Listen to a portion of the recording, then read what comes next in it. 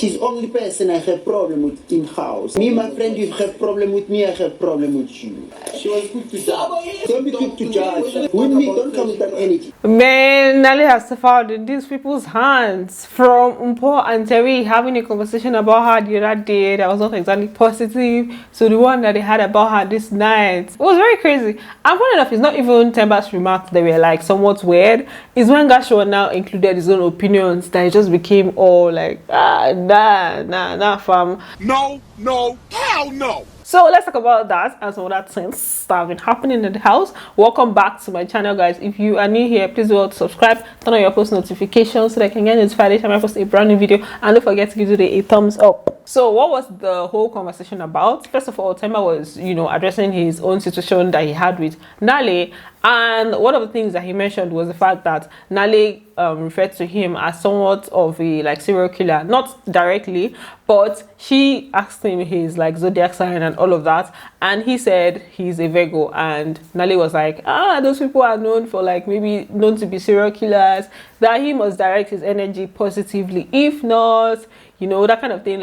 He said that she had addressed it to him on several occasions. Say Virgos is serial killers. Not even once, 10 times. Say Virgos are serial killers, so I must use energy for good or else. I know I'm not kidding. This one doesn't know me. So as for Libo was just saying that he doesn't exactly have anything negative to say about Nali because Nali was very nice to him, and then Themba was saying that hey, Libo doesn't have any problem with anybody, that he's Mr. Goody Two Shoes. I'm like, you don't know what is going on. Obviously, he has problems with people, but regarding the whole Nali situation, So very kind to you. So I have no bad words. No, you, my friend, have no problem with anybody. You're Mr. Too Goody Two Shoes. Then also now went further to mention that himself and Gashawn, they are straight talkers, that they're not ready to lick anybody's ass and all of that. If you don't like them, they don't like you, and they're going to address it and all of that. Then I don't know whether that kind of triggered Gashawn to not say his own mind, right? Then that's when Gashawn kind of started to make some remarks and make some comments. Libo said that Nali made a comment to Venus about the fact that Venus likes weird men. So Gashawn now said that they were the same men that she wanted, that she wanted all the men in the house. Ha! Hey! I was like, that particular statement just threw me off. I wasn't expecting that thing. I wasn't really expecting him to say that, but immediately just said, I was like, hey, how? Really, how? She was talking about me. The same man that she wanted. Don't forget that she wanted every man in the house. Hey. No, I don't know. How is it that Gashawn is saying that she wanted all the men in the house? So she wanted Norman, she wanted Invelo, she wanted Vino, she wanted BU, she wanted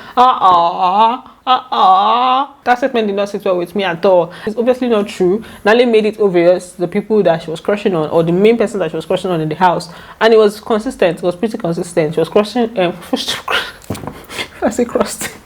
She was crushing on tools. Then also she had a conversation with Themba too, and it was almost like there was a love-hate relationship that she had with Themba. So that whole thing was not true. Then Sister Mara now made a comment about the fact that Gash1 said before that Nale is not in a relationship, that he doubted the fact that Nale is in a relationship, and Gash1 now said, hey, she's not in a relationship, that he doesn't believe that she's in a relationship, that the reason she came in with that whole script is more of a script for her, that she came in with that whole idea and the whole script just so that she would see if she would have the guys chasing her based on, okay, she has somebody, it just gives other people the idea that, okay, it will not make them want to chase you more. She wanted to play the thing that probably will chase her if she's in one who will want her, only to find that we do not. Well, I did one day, but then first day, nobody said hi. I said everything to her, I even went to you're the only one. And I'm like, okay, this is going deeper, this is going deeper. For the whole idea of the whole boyfriend situation, I think I said it on this channel before that this whole thing is as if Nale doesn't have a boyfriend. I understand that part, and I feel like actually that whole that whole stuff was kind of like a script. That's what I thought too.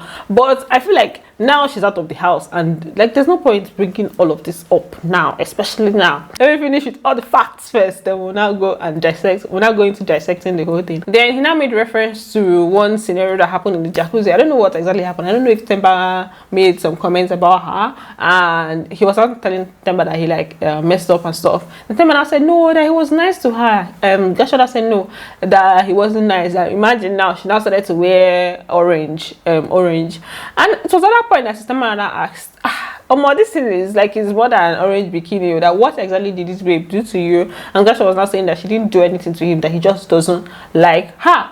We blame you for fucking up. Wow, they speak nice things. You did not. Look at what happened to her. She started wearing orange. Like this is deeper than the color orange. What did Nale teach you? You mean nothing? I just did not like her. It's okay for you not to like somebody, okay? It's fine if he doesn't like her. But like making all these weird remarks that are like a little bit condescending and all, it don't make sense at all. It's not good, it's not right, it's wrong. So I did not just appreciate that at all. Like if you don't like somebody, it's fine, just like, you know, but like saying all of that, it don't make sense. Then this is when Themba now spoke of the second issue that he had with her, that the major reason, or he said he doesn't really have a problem with her, but it's those things that she was saying that he has a problem with, like the whole blaming him for being a whatever. And also the fact that she accused him, she was saying that he's a threat, like that whole threatening situation. You guys remember that whole shenanigan that was around the whole thing. So those are the issues that he had with her, and those are the only things that cause problems with them. I just hate the fact that she used to call me a serial killer all the time. And then after that, she went on to saying I'm a threat to her. And if any girl has a problem, must raise their hand. They must not die inside.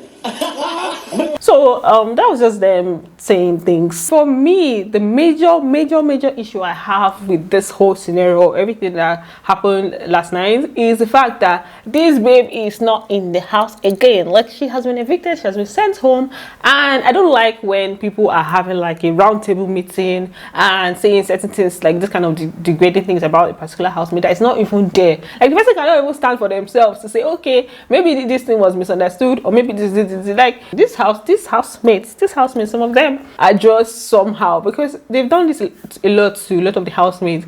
When everybody was there, they were doing kumbaya, since nobody was ready to confront anything. They would prefer to just, go behind and talk about it, not really addressing the issues with anybody. Is the Gash1's remarks and things that he was saying, the whole thing was just very cringy. I was like, you guys stop it. That's it for the commentary and things that happened that I do not particularly like. It's not right for her to have done those things that she did, for her to have accused somebody like that. But I think the way the conversation graduated and became what it was, Gashawn was just kind of way out of line. So on to the next one. Now, Thato and Gash1, they had their issues. There was an issue that occurred between them. Thato called Gash1 on the side to warn him about the things that she doesn't like that he does, and it mainly has to do with like him sexualizing her.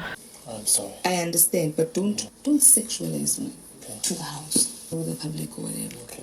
Please don't do that. I don't like it. Okay. Yeah. And what gave birth to this scenario, this situation? There's something that he did to Paul in the parlor, or there's something that he did. There are two different things that he did, but the one she mainly addressed was the fact that Paul was making a comment about giving birth and stuff. Then Gashawn now made a remark talking about he just ejaculated, put it in, and like he just brought it like a sexual remark basically. So Thato didn't like it. So she now came to address him and tell him that she doesn't like when he's sexualizing his situation. The reason why I say it's tricky is that sometimes you make a joke and say, oh baby, tonight I'm gonna come all inside of you, something like that. And yes, it's a joke, but I don't know, there's a small line, baby. There's a thin line of, I feel like when especially it comes to me, you're gonna have to tone those things down. Then Gashawn now replied to her that he has heard what she said, that if she sees him in that kind of situation or that scenario, anytime she sees him in that kind of scenario or him doing that she should just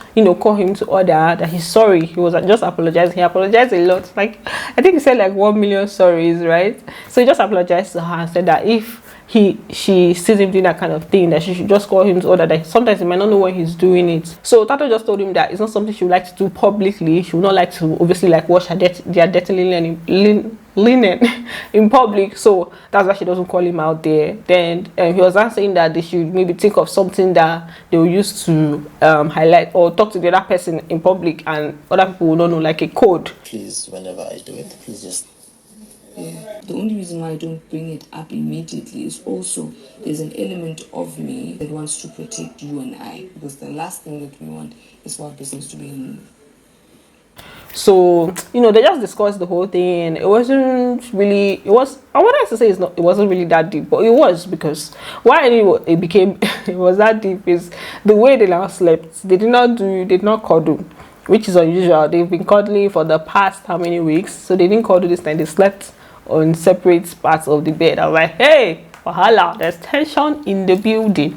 There's something that happened, right, that I think maybe it added to the whole tension between them.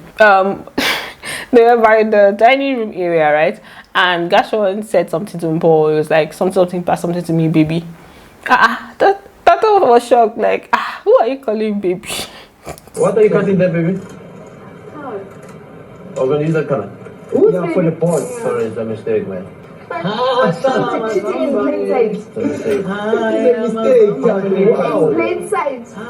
So she now said, oh, I call him baby. She now made a statement like, oh, he's cheating in plain sight and all. I'm like, it was supposed to not be funny, but it was just funny. So yeah, that's it. That's it. There's tension in the ship, in the Titanic, and hopefully, I think by tomorrow, they'll be fine. Their issues don't last that long. She addressed it in a mature, polite way. So yeah, thanks for watching, and don't forget to give it a thumbs up, and I'm going to see you on the next one. Bye, love you.